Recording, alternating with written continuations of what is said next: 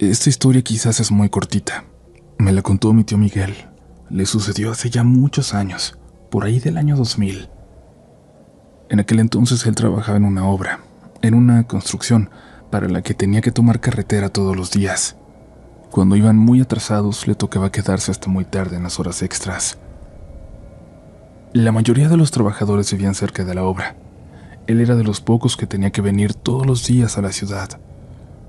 Una de esas noches se quedó hasta muy tarde, más que de costumbre, pero ya estaban muy atrasados y se quedaron hasta que les dio el cuerpo para trabajar. Pasadas las 11 de la noche tomó la carretera para volver a casa, solo, como siempre. Él recordaba muy bien una salida, una desviación que no sabía hacia dónde iba o a dónde llegaba. Un camino de tierra con una lámpara en la entrada, donde a veces, cuando pasaba muy temprano, se veía gente esperando el transporte hacia la ciudad. Pero a esas horas no se esperaba ver a nadie. Sin embargo, sí la vio. Una señora caminando, alejándose de la luz de la lámpara, en el mismo rumbo que él, hacia la ciudad. Iba con una niña muy pequeña, delgadita, caminando a su lado. No se iban tocando las manos. Mi tío se detuvo. La señora le había recordado mucho a mi abuelita, hasta se vestía parecido. No podría dejar a una pobre señora ahí, a esas horas. Así que se detuvo y le dijo que se iba con rumbo a la ciudad y las llevaba, que a esas horas ya no iba a pasar transporte, que era peligroso que caminaran por la carretera. La señora lo volteó a ver con algo de desconfianza, como examinándolo. Mi tío le dijo que podía subirse en el asiento de atrás porque llevaba muchas cosas en el de adelante. Y eso era cierto, pero lo hizo para que la señora se sintiera con más confianza. Finalmente se subió y le dijo que nomás iba ahí adelantito. Pero mi tío se dio cuenta que cuando se subió, la señora iba sola. Por un momento sintió que había alucinado, que se había confundido por el cansancio y la oscuridad. No te preocupes, es buena gente. Escuchó que murmuró la señora en el asiento de atrás y le preguntó si había dicho algo. No, mijo, respondió la señora con voz normal. Aquí voy nomás adelantito. Y hasta ese momento, mi tío se dio cuenta de la apariencia tan extraña de la señora. Algo sucia, descuidada, diferente a como son las señoras de esa edad. La volvió a escuchar murmurar, como si fuera hablando con alguien. La volteó a ver por el retrovisor. La volvió a ver hablando sola. Incluso tuvo que voltearse rápidamente para apenas perder de vista la carretera, pero tenía que asegurarse que no iba nadie más. Qué bueno que la encontré, madre. Ya no son horas para que camine sola. ¿Por qué viene usted solita a estas horas? Subrayaba la palabra sola para ver su reacción, para ver si obtenía alguna respuesta de la señora. Una nunca camina sola si tiene fe, creyó escucharla decir. Aún hoy no está seguro de haberla escuchado. 1 kilómetro más adelante, la señora le dijo que ahí la podía dejar, que para allá iba.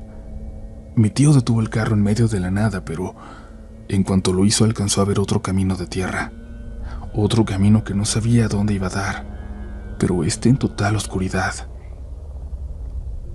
Se ve muy oscuro para allá, madre. ¿No quiere que le acerque más? La señora le respondió que no, y agradeciendo y dándole su bendición, se bajó del carro para empezar a caminar hacia la oscuridad. En cuanto la vio alejarse de nuevo, mi tío la pudo ver. Otra vez la niña, una niña de vestido largo, rosa muy claro, iba caminando de nuevo al lado de la señora. Una señora que seguramente nunca camina sola.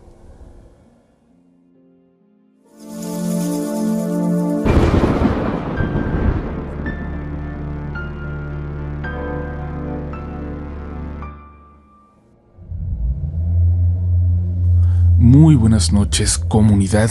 Bienvenidos, bienvenidas a Relatos a la Noche, donde esta vez tomaremos el camino más largo, el que pocos se atreven a recorrer cuando cae la noche. Porque las carreteras tienen algo, ¿no lo creen? algo que las vuelve distintas cuando el sol se esconde. Quizás sea el silencio, la soledad de kilómetros sin una sola luz, sin un alma viva. O tal vez sea lo que ha quedado ahí, esperando. Los que pasan demasiado tiempo al volante lo saben bien. Los camioneros, los conductores de autobuses, los viajeros nocturnos, todos tienen una historia que contar. Apariciones al borde del camino, figuras que piden aventón y desaparecen, voces en la radio que llaman por tu nombre. Esta noche, esas historias las van a vivir ustedes. Mi nombre es Uriel Reyes y los invito a no perderse en la niebla que nos espera más adelante. No se separen, por favor, porque estamos a punto de entrar en Relatos de la Noche.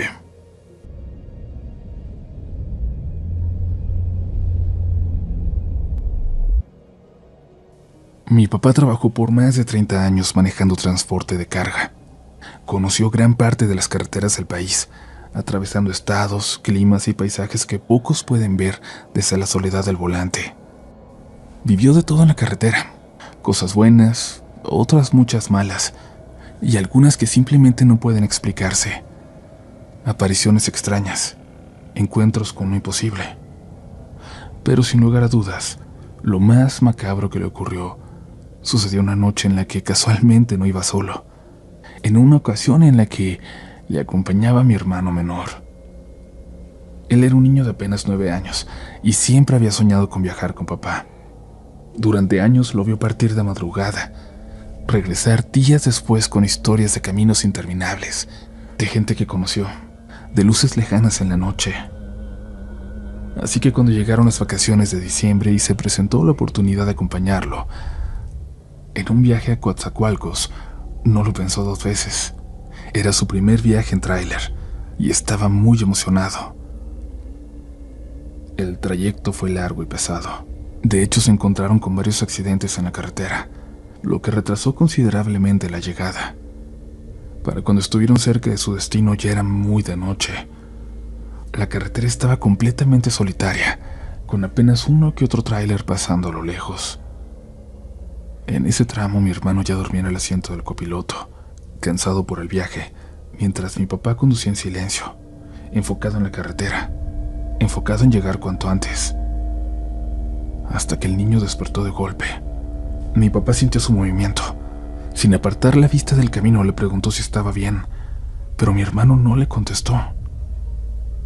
Solo se quedó mirando fijamente al retrovisor de su lado. Después de unos segundos dijo algo que mi papá no entendió del todo en ese momento. «Papá, algo se subió». Mi papá pensó que estaba soñando o medio dormido. No le quiso dar importancia, pero el niño insistió, esta vez con un tono más inquietante. «Papá, hay una señora. Se viene asomando». Mi papá frunció el ceño. Le echó un vistazo rápido al retrovisor. No vio nada. «Duérmete, hijo, ya casi llegamos», le dijo queriendo calmarlo. Mi hermano siguió mirando en silencio, aferrado a su asiento. Pero minutos después, su voz se quebró en un grito. «¡Ahí está! ¡Se está asomando!». Esta vez mi papá no pudo ignorarlo. Dirigió la vista al retrovisor y por un instante creyó ver algo, una sombra, un movimiento fugaz. Algo con pelo largo que desapareció tan rápido que no supo si realmente lo había visto o si era el reflejo de la luz en la carretera. «¿Ya la viste?», preguntó mi hermano con un hilito de voz. Mi papá no respondió. No quería asustarlo más, pero una sensación extraña se instaló en su pecho. Si alguien realmente se había subido, no podía detenerse ahí, no en ese tramo tan solitario. Aceleró. Los kilómetros pasaron y a lo lejos vio las luces de una gasolinera. Decidió que ahí revisaría la carga, solo para asegurarse de que era su imaginación, solo para asegurarse de que nadie venía allá atrás. Cuando finalmente entraron al área de servicio y comenzó a reducir la velocidad, algo cambió. El viento sonaba diferente. Un joven de no más de 18 años se acercaba a recibirlos, pero su perro, un perro de gasolinera acostumbrado a ver autos y camiones todo el tiempo, reaccionó de una manera que hizo que mi papá se estremeciera. El animal comenzó a ladrar, a aullar como si estuviera viendo al mismísimo diablo en ese camión. El joven de la gasolinera, al notarlo, levantó la mano y le hizo señas a mi papá para que siguiera, para que no se detuviera. Mi papá, al contrario, frenó un poco más, confundido. ¿Qué pasaba? El chico, viendo que no entendía, corrió hasta la puerta del tráiler y se sujetó con ambas manos subiendo un poco. «Dele, patrón, no se pare, ya se le subió». Mi papá sintió un escalofrío recorrerle la espalda. ¿Qué? ¿Quién? «No se pare, jefe, písele hasta llegar a la ciudad, porque si se para no los va a dejar llegar nunca». El chico gritó la última frase con pánico en la voz, pero mientras se bajaba y corría. Por eso mi papá apenas se lo escuchó del todo. No fue necesario. Lo que realmente lo convenció fue la mirada de mi hermano, el terror puro en sus ojos. Mi papá pisó el acelerador sin dudar. Salió disparado de ahí. No se detuvo. No miró atrás. No aflojó la marcha hasta que vio las luces de Coatzacoalcos a la distancia. Cuando por fin llegó a la base, se bajó sin decir nada. No habló del tema con nadie. Solo caminó hasta la parte trasera de la caja, con una extraña sensación en el pecho. Y entonces lo vio. Ceniza. Ceniza en la parte trasera de la caja del tráiler. Como si algo quemado se hubiera subido en él. Los trabajadores que descargaban la mercancía no notaron nada. Y si lo hicieron, no dijeron una palabra. Mi papá tampoco lo mencionó. Pero esa noche quedó marcada en la memoria de mi familia. No solo porque mi hermano había vivido algo aterrador en su primer viaje, sino porque fue la última vez que mencionó su sueño de ser trailero como mi papá. Nunca volvió a subirse a un tráiler. Y nunca volvió a hablar de la señora que se asomaba.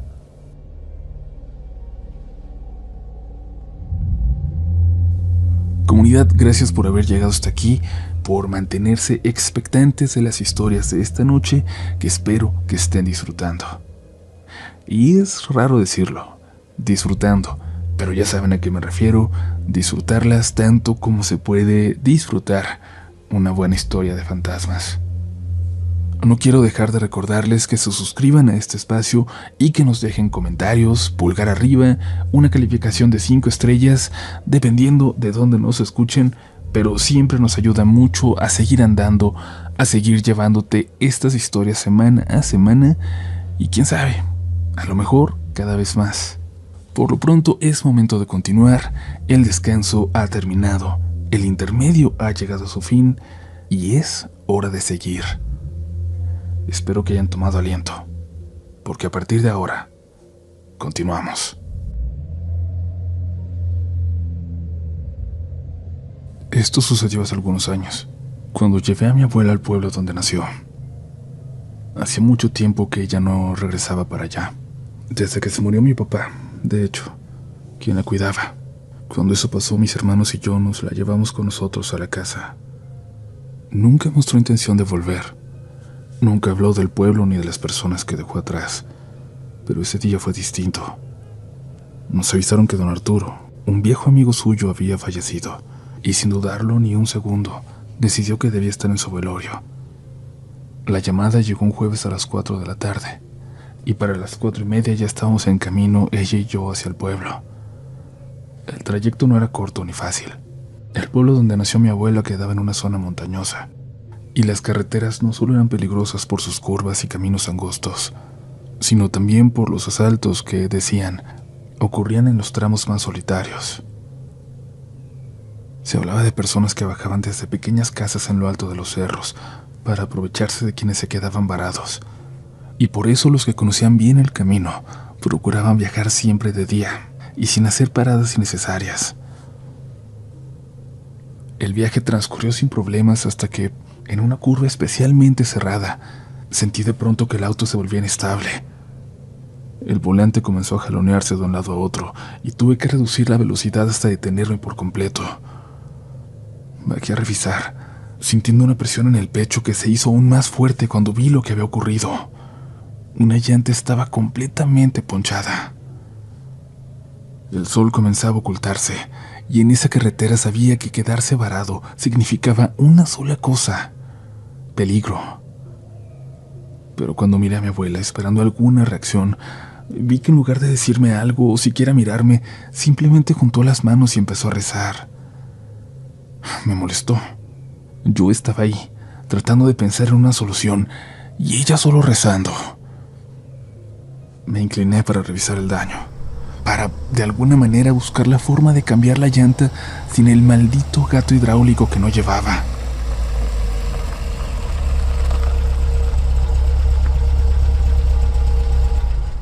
Y fue cuando escuché el sonido de un motor acercándose muy lentamente. Fue un sonido sumamente sutil, pero claro. Me incorporé. Miré hacia la carretera justo a tiempo para ver una camioneta enorme asomándose por la curva. Se detuvo en medio del camino. No pude ver cuántas personas iban dentro. Los vidrios estaban completamente polarizados. Quienes fueran, se quedaron ahí, sin moverse, detenidos en medio de la carretera, solamente observándonos. Se quedaron ahí un minuto entero que me fue eterno. Mi abuela seguía rezando. Yo no sabía qué hacer. El corazón me latía con mucha fuerza y, aunque intenté no pensarlo, estaba segura de que en cualquier momento se bajarían de la camioneta. No tenía idea de quiénes eran, pero la forma en que nos veían, en que se habían quedado parados ahí en plena curva, sin ninguna precaución, me decía que no significaba nada bueno. Entonces, sin previo aviso, dieron vuelta en U. Desaparecieron por donde habían venido. Me quedé paralizada. Miré a mi abuela, esperando alguna explicación, alguna reacción, pero ella seguía rezando sin levantar la vista.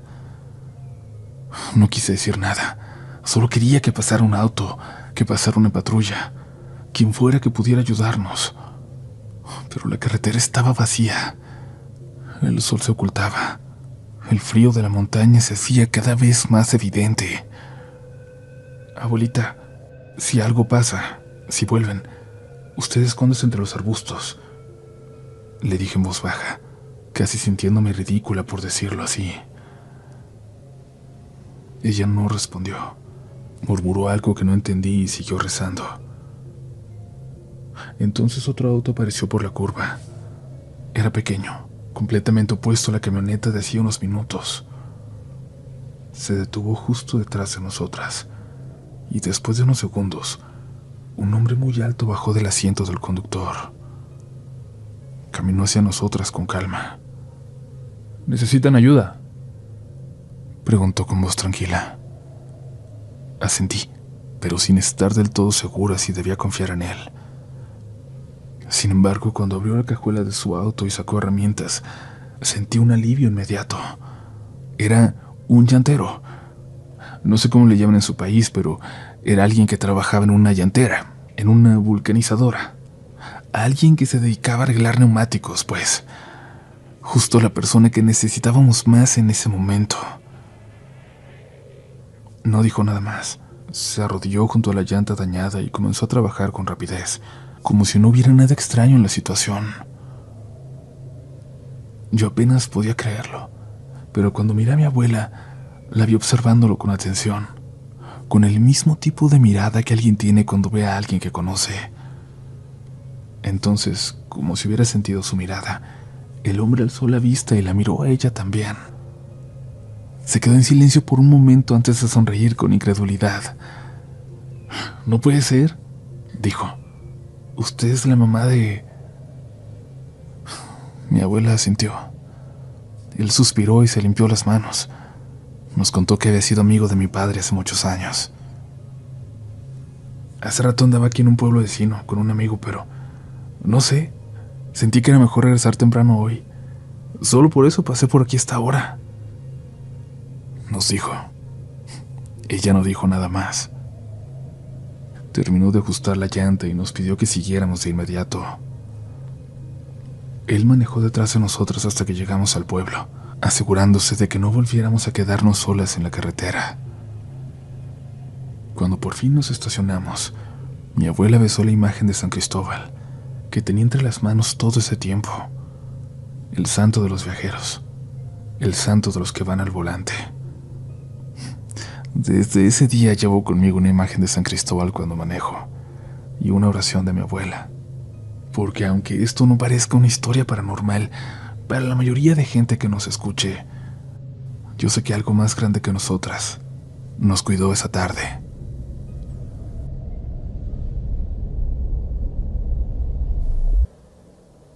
Hola comunidad, hola Uriel. Gracias por hacer lo que haces y darle voz a tantas de nuestras historias. Si hay algo paranormal en la mía, no lo sé. Pero aquí está esta experiencia, para que sean ustedes quienes tienen la última palabra. Esto sucedió hace exactamente 2 años y medio, cuando mi hermano y yo viajábamos por carretera. Él manejaba y yo iba de copiloto. En ese momento yo aún no tenía licencia, así que solo lo acompañaba en su primer viaje largo sin nuestros padres, solo para que no se muriera de aburrimiento, por hacerle el favor de contar con mi presencia, nada más. Teníamos que ir a la capital del estado a resolver un trámite de su escuela, algo sin importancia pero que no podía esperar. El camino de ida fue tranquilo, sin ningún contratiempo, y el regreso parecía igual. Íbamos platicando, escuchando música, disfrutando de la carretera solitaria, del sol cálido del atardecer. Entonces llegamos a una pendiente, no particularmente pronunciada, pero suficiente para que el motor tuviera que hacer un poco más de esfuerzo para subir. Nada fuera de lo común, hasta que el carro comenzó a perder fuerza. Primero fue la música que se cortó de repente, luego el motor, que se ahogó sin previo aviso y se apagó. De un segundo a otro, el auto estaba apagado por completo. Intentamos encenderlo de nuevo, pero nada respondió, y lo peor era que la pendiente comenzaba a vencernos. Mi hermano presionó el freno con todas sus fuerzas, pero el carro no se detenía. Solo con el freno de mano logró aligerar la caída, pero el vehículo seguía deslizándose en reversa. Fue como si la carretera nos estuviera empujando hacia atrás. Logró controlar la dirección lo suficiente para salir del asfalto y nos metimos en un terraplén de tierra blanda, donde al fin nos pudimos detener. El alivio llegó de golpe. No habíamos chocado. No nos habíamos salido por completo del camino y, sobre todo, no venía ningún auto detrás de nosotros. En otras circunstancias, aquello pudo haber terminado en un accidente muy grave. Nos miramos sin decir nada, todavía con el susto encima. Yo me sentía mareado, con muchas ganas de vomitar, así que me alejé unos pasos para respirar mientras mi hermano buscaba una botella de agua. Y fue en ese momento cuando lo notamos, cuando sucedió lo que me hace escribirles, comunidad. No puedo explicar lo que sentimos de repente. No fue inmediato, sino algo que fue creciendo poco a poco. Una sensación que se filtraba en la piel como una punzada de incomodidad. Una angustia que nos aplastaba la espalda. Los dos la sentimos. Algo no estaba bien. No era solo el miedo del accidente, de habernos quedado sin frenos, el nerviosismo de quedarnos parados en la carretera. Era otra cosa. Y entonces, a unos pasos de nosotros, vimos algo, como si nos hablara. Vimos lo que creemos nos estaba provocando ese sentimiento. A unos 10 o 12 metros del carro, cerca de la orilla del terraplén, había un montículo de tierra que no encajaba con el resto del paisaje. No era parte del camino, ni era un montículo de tierra natural. Parecía removido hacia poco y cubierto torpemente con una capa de hojarasca. Mi hermano lo vio primero y, sin decir nada, avanzó con cautela. No tenía sentido hacerlo, pero aún así levantó un poco la punta del zapato. Apartó algunas hojas secas. No hizo falta más. Debajo de la hojarasca Asomándose entre la tierra suelta, había una mano, pálida, muy delgada, inmóvil. Mi hermano no esperó ni un segundo más. Se giró de inmediato y corrió al carro. Yo apenas reaccioné y lo seguí sin pensarlo. Él sacó del carro un triángulo reflejante de emergencia y lo dejó al lado de la carretera. Luego saltamos al carro. Él giró la llave y el motor encendió sin ningún problema, como si nunca hubiera fallado, como si nada de lo anterior hubiera ocurrido. Manejamos sin detenernos hasta llegar a la ciudad, todavía temblando. Cuando al fin encontramos un sitio para estacionarnos, mi hermano sacó su teléfono y llamó a la policía. Dio la ubicación exacta de dónde habíamos estado, tan detallada como pudo, incluyendo el detalle del triángulo de emergencia. No nos importó que pudieran rastrear la llamada o hacernos preguntas. Solo queríamos asegurarnos de que alguien encontrara a esa persona. A lo largo del tiempo, muchas personas nos han dicho que lo que pasó fue una simple coincidencia, que justo nos detuvimos ahí porque sí, que fue mala suerte lo del carro y nada más. Pero yo no lo creo. Ese auto nunca antes había fallado y nunca volvió a fallar después. Lo que pasó nos llevó exactamente a ese sitio. Nos obligó a detenernos, a ver, a saber que alguien estaba ahí. Y aunque no sé si lo que pasó fue obra del destino o de algo más, sí hay algo de lo que estoy seguro. Esa persona ya no está sola. Y desde aquel día, con la esperanza de que, de alguna manera, hayamos hecho lo correcto, rezo por ella, sin falta, todas las noches. Todas las noches.